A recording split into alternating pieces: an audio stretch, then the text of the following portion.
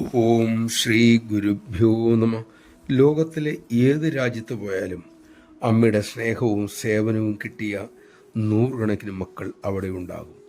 നമ്മെക്കാളേറെ അമ്മയുടെ മഹത്വം, ദിവ്യത തിരിച്ചറിഞ്ഞതും അത് ലോകത്തോട് ഉറക്കെ വിളിച്ചു പറഞ്ഞതും ഒരുപക്ഷെ വിദേശികളും അവിടുത്തെ ഭരണാധികാരികളുമാണ്.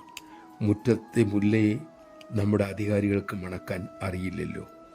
അമ്മയുടെ ലോകസേവനം കണ്ട് അത്ഭുതപ്പെട്ട് പ്രശസ്തനായൊരു പത്രലേഖകൻ ചോദിച്ചു, ഇത്രയും വലിയ സംഖ്യ വാഗ്ദാനം ചെയ്യാൻ അമ്മയ്ക്ക് എങ്ങനെ കഴിയുന്നു?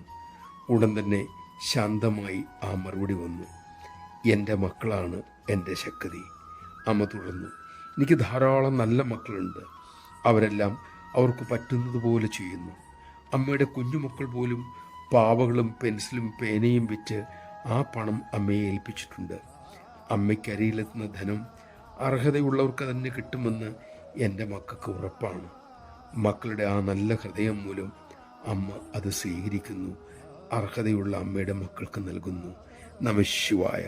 എൻ്റെ മക്കളാണ് എൻ്റെ ശക്തി എന്ന് അമ്മ പറഞ്ഞുവല്ലോ. അമ്മയ്ക്ക് ശക്തി പകരുന്ന മക്കളായി മാറാൻ നമുക്ക് ശ്രമിക്കാം. അതിനായി അമ്മയുടെ വാക്കുകൾ ശീലിക്കാം.